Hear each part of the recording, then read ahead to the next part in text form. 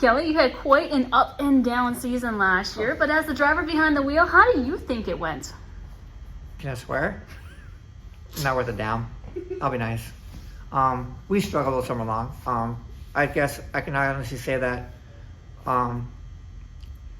I put more into the season that I thought would happen. I actually was looking for a lot of wins with the new car and everything, but it didn't happen. Came close twice.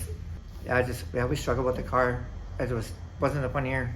Well, you've been racing for over 20 years. How did you get your start in dirt track racing? Oh, when I lived in Washington State, my grandma's farm was about 5 miles away from the biggest track that they have down there. It's an asphalt track called Dacotah Speedway, and we went down there on weekends, and watched, and then moved back here and found that little dirt track east of Bismarck and went in there and watched a lot. And then a couple guys up the street from us where we lived actually had a car, so I pitted for them for a while. And then Ken Dagman showed up. His dad moved right next door to my parents' place, and got hooked up with him and pitted for him for 2 years, I believe.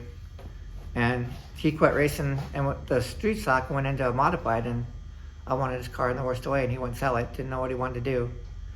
So I got him literally drunk one night at a race car banquet, and he finally said yes, and I called up Dad McDonald at 6 in the morning. We went and picked up both cars, and before I had a chance to say no. And we've been racing ever since. Well, racing season is right around the corner. What are you currently working on to get ready for the 2022 season? Where do you want me to start? I don't know. I haven't touched the streeter yet. That's still sitting in the trailer from Oktoberfest. Should come out pretty soon.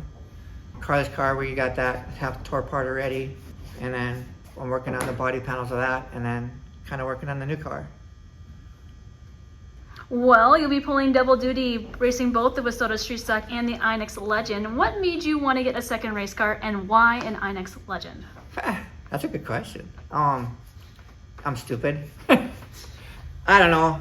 It was kind of more of having a really shitty season with a streeter, and having people come up to me all summer long saying that I should get back in this class because I was so good at it. But that was 20 years ago. And then I had certain people call and say that I lost my balls when I got rid of the Legend car, so we're going to prove it that we didn't. More, but kind of like, I dare you. So I took the dare. I don't know, we'll see. Somebody wants to get in a street car too, so I'm going to have to get out of my car sometime. Well, you're going to have your hands full this summer. What are your racing goals for racing 2 race cars? Survive. As long as my health stays good and everything, and my asthma doesn't kick the shit out of me, I'm going to run both classes, and I want top 5 on both cars. I'm not going to set my goals too high and look for feature wins and everything, because I burnt myself by doing that last year. I kind of want to at least have some fun with this one here and see where it goes. If it works out, I'll stay in it. If it don't, then we'll figure something else out. Where can fans expect to see you race this summer? I actually want to run quite a bit with this one here. I want to run a lot of tracks with this one. The streeter, we're probably going to run Madnap full time in Jamestown. As I want to do full time, we'll see what the fuel costs are.